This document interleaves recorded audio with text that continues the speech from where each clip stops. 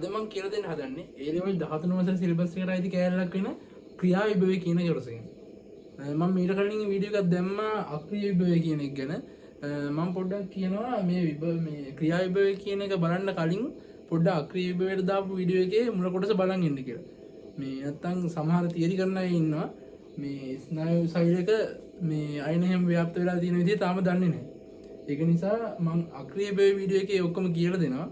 මේ මම කියන්නේ මේක බලන්න කලින් පොඩ්ඩක් ඒකේ මුල ටික බලලා ඉන්න කියලා. එහෙනම් අපි යන්කො මේකට. මම කලින් වීඩියෝ එකේ කිව්වා මෙහෙම ස්නායු සෛලයක අක්ෂණය ගත්තාම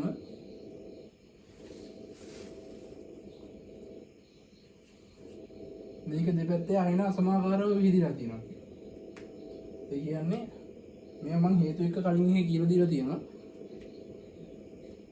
සාමාන්‍යයෙන් ස්නායු සෛලයක පිටත සෝඩියම් වැඩි. ඇතුළත පොටෑසියම් වැඩි. එළියේ සෝඩියම් ප්ලස් වැඩි, ඇතුළත පොටෑසියම් ප්ලස් වැඩි. තව මේ පොටෑසියම් ප්ලස් වලට අමතරව ඇතුලේ Cl- ප්‍රෝටීන් වගේ තව ඍණ අණුත් තියෙනවා. Cl- කියන අයනය ප්‍රෝටීන් කියන අණුවක් මේ වගේ ඍණියක් තව මේක ඇතුලේ තියෙනවා. ඒක හින්දා මේ සෛලය ඇතුලේ සමස්ත විදිහට ගත්තහම ඍණාරෝපණයක් ඇවිල්ලා තියෙනවා. පිටත සෝඩියම් වැඩි හින්දා සමස්තයක් විදිහට ධනාරෝපණයක් ඇවිල්ලා තියෙනවා. මේක මම පැහැදිලිව මේක වෙන්නේ කොහොමද අනම්මනම් එක්කම කලින් වීඩියෝ එකේ කියලා දෙනවා. පොඩ්ඩක් ඒක බලන්න. මේක බලන්න කලින්. එතකොට මේක මෙහෙමයි. අයන විදිහට තියෙන්නේ මේ නෝමල් සෛලයක්. ඒ කියන්නේ මේ ආවේගය ගමන් කරන්නේ නැති නෝමල් සෛලයක්. හරිද? ආයි මම කිව්වා කලින් වීඩියෝ එකේ මම පොඩ්ඩක් ඒක මතක් කරන් යන්නේ. ආයි මම මේ කිව්වා මේ විදිහට ගත්තට පස්සේ අක්ෂණයේ ස්නායු සෛලයක නෝමල් දැන් මම කියවනේ එදී ධන විදිහට තියෙනවා. ඇතුලේ ඍණ විදිහට තියෙනවා. මේ ආරෝපණ දෙකොල්ල මේ පටලය අතර මෙහිම ආකර්ෂණය වෙලා මේක හරහා හදන විභවාන්තරය. ඒ විභවාන්තරය හැදෙන විදිහ නම් ඔක්කොම කලින් කියලා දුන්නා. මේකට තමයි කිව්වේ පටල විභවය කියලා. මේකට තමයි පටල විභවය කියලා කිව්වේ. මේක මම කිව්වා මේ නෝමල් ස්නායු සෛලයක් තියෙන පුළුවන් අවස්ථා දෙකක් තියෙනවා කියලා. පළවෙනි එක තමයි මේකේ ආවේගයක් ගමන් නොකරන අවස්ථාව. කියන්නේ මේ කිසිම ආවේගයක් කියන්නේ මේ නිකන් දින ස්නායු සෛලයක්. මොකද උත්තේජයක් ඇවිල්ලා නැහැ. ඊළඟ එක තමයි මේකේ මොකක් හරි ආවේගයක් ගමන් කරන මොකක් හරි උත්තේජයක් ඇවිල්ලා ආවේගය පටන් ගන්න අවස්ථාව. ආවේගයක් ඇති වෙන අවස්ථාව. එතකොට මම ඒකෙදි කිව්වා මේ පටල විභවය කියන එක ආවේගයක් ගමන් නොකරන අවස්ථාවකදී මේ පටල විභවයට කියන විශේෂණය තමයි අක්‍රීය විභවය. අක්‍රීය ආවේගයක් ගමන් කරන අවස්ථාවකදී මේ තියෙන පටලේ අතර තියෙන විභවයට කියන විශේෂණය තමයි ක්‍රියා විභවය.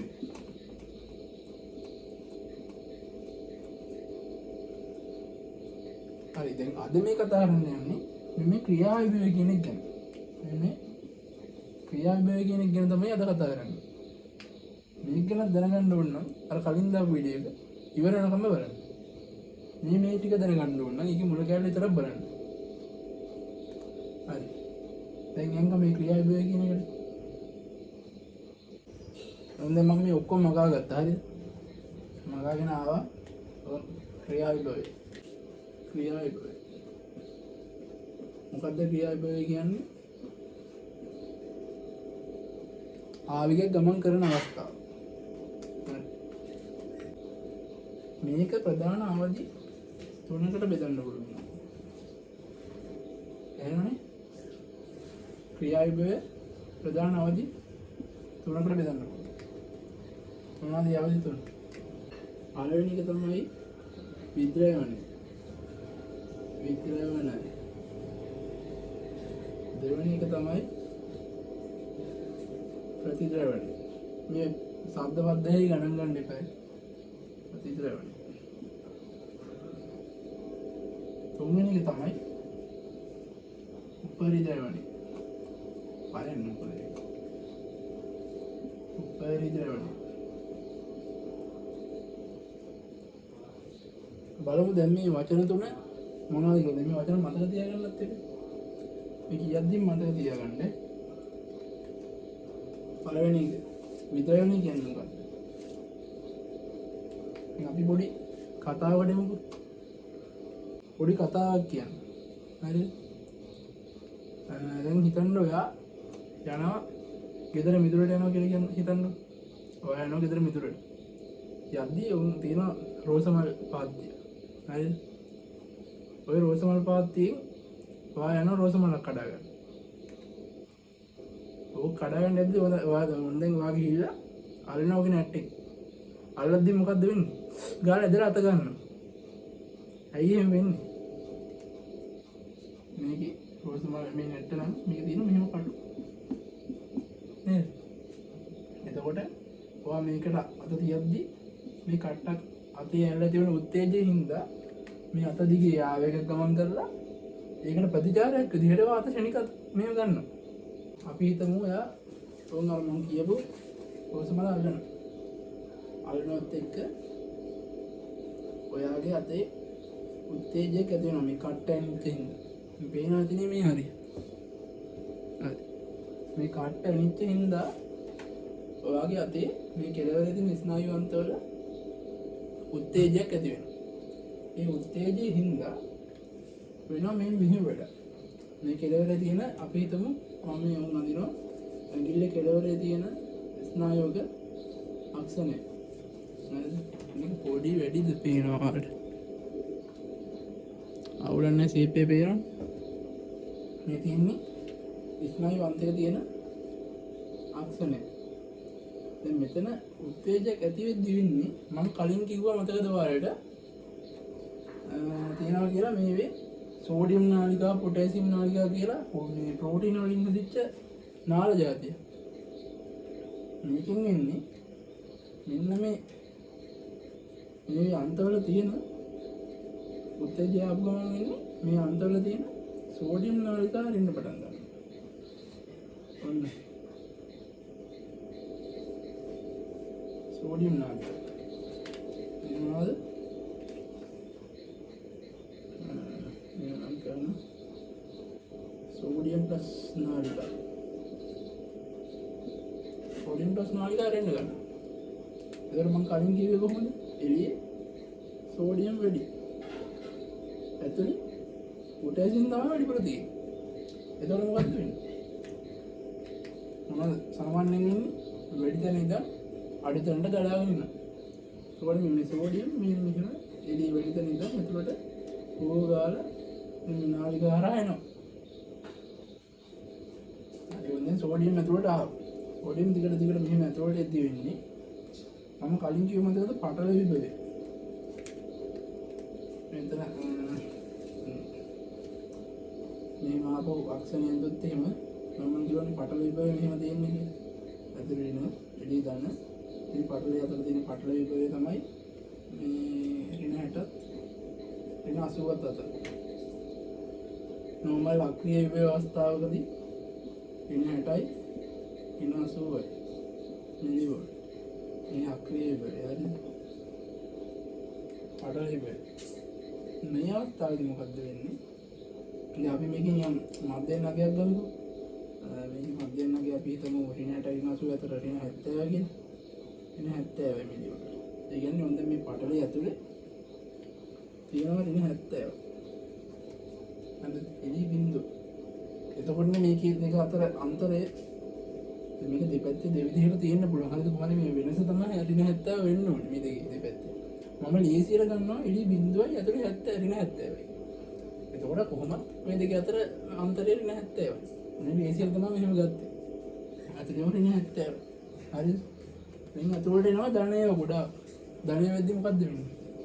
මේ ප්‍රස්තාරයක් ගත්තොත් එහෙනම් මොකද්ද වෙන්නේ? යට දෙන්නේ මොනවද ඍණ? මෙහෙම බින්දුවන තියෙන්නේ යට දෙන ඍණ. මේකට තමයි ඍණ තියෙන්නේ. මේකට තමයි ධන තියෙන්නේ. හරි?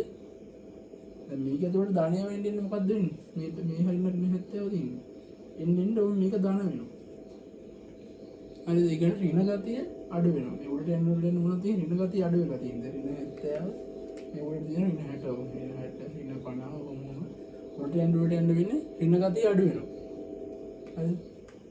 ඔන්න ඔය ඍණ ගතිය අඩු වෙන අවස්ථාවට තමයි කියන්නේ විද්‍රවණය කියන්නේ. හරිද? ඒ කියන්නේ මෙතන අපි හිතමු මේ විද්‍රවණය වෙන අවස්ථාවේ මේක ඍණ ගතිය අඩු වෙලා මේ යනවා ධන පැත්තට. මෙන්න ධන 40 මිලිවෝල්ට් විතර වෙනකම් මේක දිගට මෙහෙම මේ වැඩි වෙනවා. ඇතුළේ ඍණ ගතිය අඩු වෙනවා ක්‍රමයෙන් ඇතුළේ ඊට පස්සේ ධන ගතියත් වැඩි වෙනවා.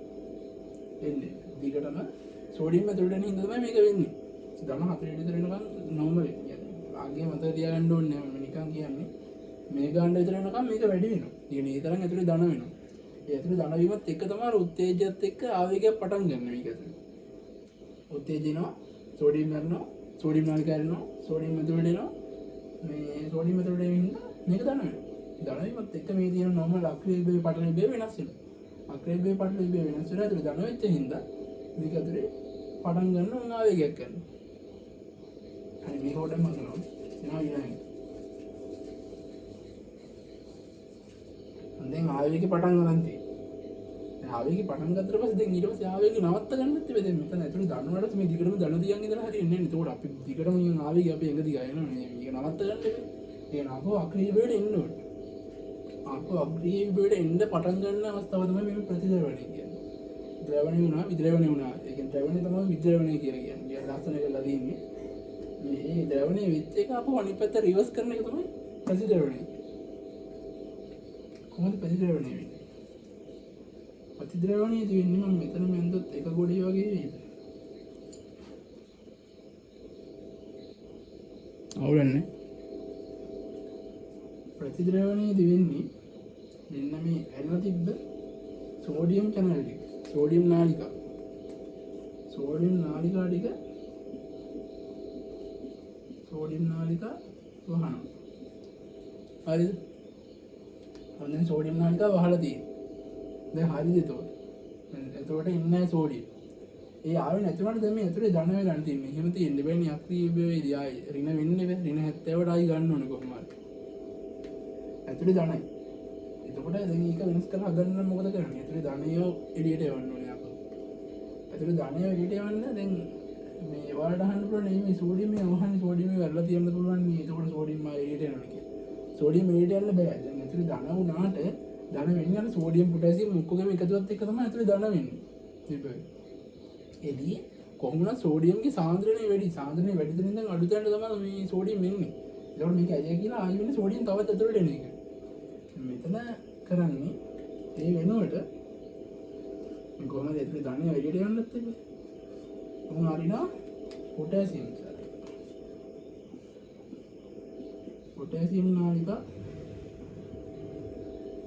නාලිකා තමයි හරින්නේ.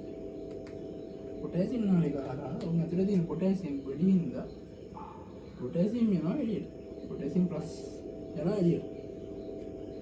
පොටෑසියම් ප්ලස් එළියට යද්දී උන් ආපහු අර ප්‍රස්ථාරය උඩට ගියප එක ධන පැත්තට ගියප එක ක්‍රමයෙන් ආපහු ඇතුලේ ධනය එළියට යන හින්දා ක්‍රමයෙන් ආපහු ඍණ වෙන්න පටන් ගන්නවා. ඕන් ප්‍රස්ථාරය පළයට ආයෙනවා.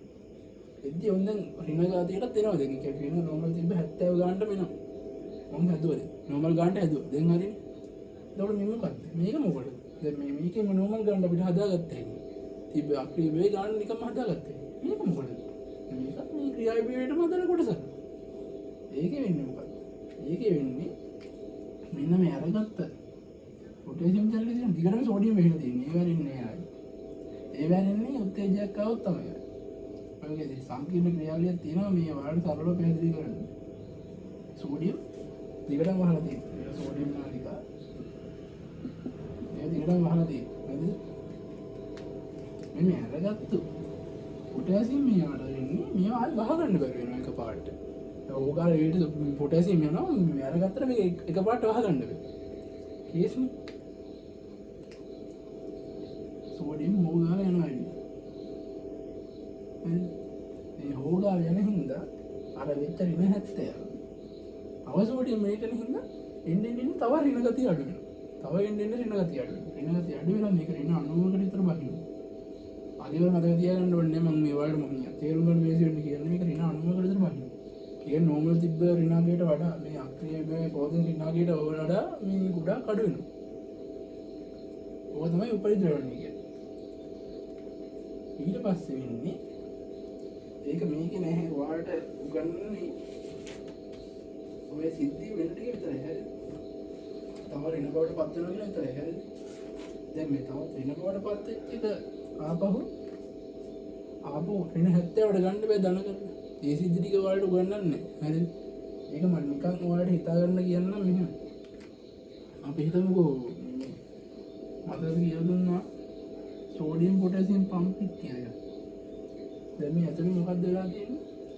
පොටෑසියම් එළියට ගිහිල්ලා. ඇතුලේ සෝඩියම් තියෙන සෑහෙන පොටෑසියම් සෑහෙන එළියට ගිහින් තියෙනවා. පොටෑසියම් එළියට ගොඩාක් යන නිසා තමයි මේ උපරිද්‍රවණය කියන එක වෙන්නේ. එතකොට මතකද කිව්වා සෝඩියම් පොටෑසියම් පම්ප් එකකින් පොටෑසියම් දෙකකුයි සෝඩියම් තුනකුයි අල්ල ගන්නවා. මෙහෙම මෙතන පොටෑසියම් දෙකයි එතනින් සෝඩියම් 3යි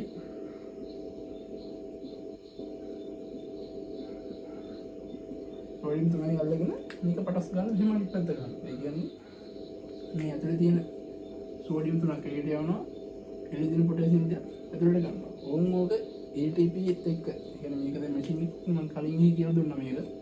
මේක මැෂින් එකක් වගේ. මේකට ATP ඕනි ශක්තිය විදියට. ඕමෝ ක්‍රියාත්මක වෙලා මේ ඇතුළේ තියෙන සෝඩියම් ආයෙත් දානවා ඊට පොටෑසියම් ඇතුළට ගන්න. මේ ක්‍රියාවලිය මෙහෙම මේ පම්ප් එක ක්‍රියාත්මක වෙලා තමයි මේ නෝමල් ආපහු මේක මේ නෝමල් 60ත් 80ත් අතර අගයකට ගන්න මේක. දැන් මේකට අඳින්න තියෙන ප්‍රස්ථාරය. හරිද? ඔයාලට රචනා ප්‍රශ්නියම ලියද්දී ක්‍රියා විභාගය ගැන හුවට පස්සේ ඔය ප්‍රස්ථාරය අඳින්න ඕන. මම මේ රූප මෙහෙම තියෙද්දිම ප්‍රස්ථාරය අඳින්න try කරන්නේ. හරිද? මේකෙන් බලාගෙන ප්‍රස්ථාරයෙන් දෙක. ප්‍රස්ථාරයක් අදින්දි මොකද්ද මුලින් කරන්න ඕනේ? මුලින්ම කරන්න ඕනේ ප්‍රස්ථාරය මොකක්ද කියලා කියන්න. ක්‍රියා විභව ප්‍රස්ථාරය. ක්‍රියා විභව ප්‍රස්ථාරය. අපි දැන් මාතෘකාව ලියුවා ප්‍රස්ථාරය. ඊට පස්සේ මොකද්ද?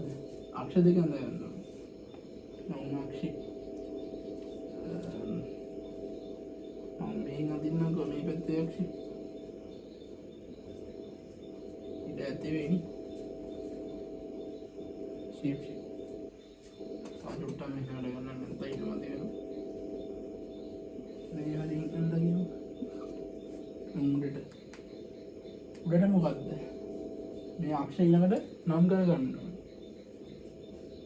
ඕනේ මේ පැත්ත පටල විභවය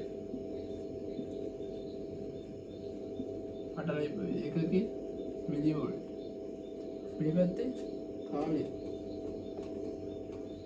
ඒකකේ තප්පර හරි ඕන් දැන් හිතන්න මම නිකන් ඉන්නවා නේද හරි නිකන් විද්‍ය මොකක්ද තියෙන්නේ අක්‍රීය භවයේ තියෙන්නේ එතකොට අක්‍රීය භවය කොහොමද පටන් ගන්නේ අපි හිතමු මේක වොන් අක්‍රීය භවය දැන් පටන් ගන්නවා හරි මේ කාලය යන දැන් පටන් ගන්නවා නේද දැන් අක්‍රීය භවයේ තියෙන්නේ ඔව් නිකන් මේ යන මොකක්ද නිකන් තියෙන අක්‍රීය භවයේ අගේ මොකක්ද කීයද මිලි වෝල්ට් 70 මේ තියෙන 70 හරි ඔන්න අක්‍රීය භවයේ කාලය යනවා නිකන් අක්‍රීය භවයේ තියෙන මේ සරල රේඛාව හරි මේ පොඩ්ඩක් ඇදමුණාට ගණන් ගන්න එපා මේ සරල රේඛාව ඔන්න අක්‍රීය භවය හරි ඊට පස්සේ මොකද්ද වෙන්නේ මම ගිහිල්ලා අර මම කලින් කියපු මේ රෝස මලේ නැට්ට අල්ලනවා හරිද ඊළඟට පස්සේ මොකද්ද වෙන්නේ වොන් උත්තේජයක් ඇති වෙනවා හරිද වොන් උත්තේජයක් ඇති වෙනවා උත්තේජය ඇති වෙනත් එක්කම ඒ ස්නායු හරි ඒ අන්තය හරි විද්‍රවණය වෙන්න පටන් ගන්නවා විද්‍රවණය හරි විද්‍රවණය වෙනවා කියන්නේ මොකද්ද මේ ඇතුළේ තියෙන ඍණ ගතිය එන්න අඩු වෙනවා ඍණ ගතිය එන්න අඩු වෙනවා ඕ ඍණ ගතිය එන්න අඩු වෙන පටන් ගත්තා මෙතනින් පටන් ගන්නවා විද්‍රවණය මේක මේ අක්ෂරත් එක්ක මෙතන පටන් ගත්තා විද්‍රවණය ඕන් එන්න කාලෙත් එක්ක වැඩි වුණා. හරිද? මේ හරිය තමයි බිඳුව තියෙන්නේ. හරිද? ඔය බිඳුව. මේක ඕනේ මෙහෙම. තාන්න ඔය බිඳුව. මේ බිඳුවට පොඩ්ඩක් පල්ලෙහිදී. හරි පොඩි කේස් එකක් වෙලා මේ මම මේක කියලා දෙද්දි කැමරාව ඕෆ් වෙලා. මේ හරි කියලා දෙන්න. මේ මෙහෙමයි. හරිද? දැන් අපි ගියා නෝමල් මේකේ අක්‍රියබේ ගියා. හරිද? ඊට පස්සේ ඕම් මම අර කලින් ඕගන්න කියපු මේ රෝස් මලි නැන්ට අල්ලනවා. අල්ලගොම මොකක්ද වෙන්නේ? උත්තේජයක් එනවා. උත්තේජයත් එක්ක එනවා මේ එතන ක්‍රියාවිභවයක් ඇති වෙනවා. ඒ ක්‍රියාවිභවය ඇති වෙනවා කියන්නේ පටන් ගන්න මොකද්ද? විද්‍රාවණය. ඒ කියන්නේ උන් එන්නේ එතකොට සෝඩියම් වෙන්න පටන් ගන්නවා. සෝඩියම් වෙනවා. සෝඩියම් වෙනවා එන්නේ කාලෙත් එක්ක පොඩ සෝඩියම් වෙනවා කියන්නේ ඇතුලේ රින ගතිය අඩු වෙනවා. රින ගතිය අඩු වෙනවා. ධන පැත්තට යනවා. එන්නේ මේ දේහලිය අගය කියලා එකක් තියෙනවා. ඒ අගය ආවට පස්සේ මේක ක්ෂණිකව විද්‍රාවණය වෙනවා. මේ දේහලිය අගය කියන්නේ මෙහෙමයි. දේහලිය අගය කියන්නේ මේක ඇතුලේ දැන් මෙහෙම සෝඩියම් මෙහෙම ඇවිල්ලා මේකේ ආවේගයක් සම්ප්‍රේෂණය වෙන්න නම් මේ දැන් මේකේ නෝමලියගේ ඍණ 70 මේ ඍණ 70 කියන ලෙවල් එක පහු කරගෙන උඩට යන්න එපා ධන පැත්තට. දැන් ඍණගේ අඩුවේ යන්න. ඊට පස්සේ ඒකට මෙන්න නියමිත අගය දෙන මේක ඍණ 60 විතර තමයි කියන්නේ. මටත් ඒක හරියට මතක නැහැ. මේ ඔන්නේ දේහලිය අගයේදී වෙන්නේ ඒ අවස්ථාවේ තමයි ශනික මේ විද්‍රවණය හරියට වෙන්න පටන් ගන්න. ඒ කියන්නේ ක්‍රියාවිභවය වෙන්න පටන් ගන්න. නිකන් මේ පොඩි මේ වෝල්ටීයතාව වෙනස් වුණා කියලා එකපාරට පොඩ සංකීර්ණ මේක හරිද? මේ පොඩි වෝල්ටීයතාව වෙනස් වුණා කියලා එකපාරට මේ ක්‍රියාවිභවයක් ඇති වෙන්නේ. මේ විද්‍රවණය ඒ කියන්නේ ක්‍රියාවිභවය වෙන්න හරියට පටන් ගන්න එමෙ දේහලියගේ පාස් කරාට පස්සේ. ඒකයි මෙතනින් පස්සේ මේ ශනික මේක උඩට වැඩි වෙන්නේ.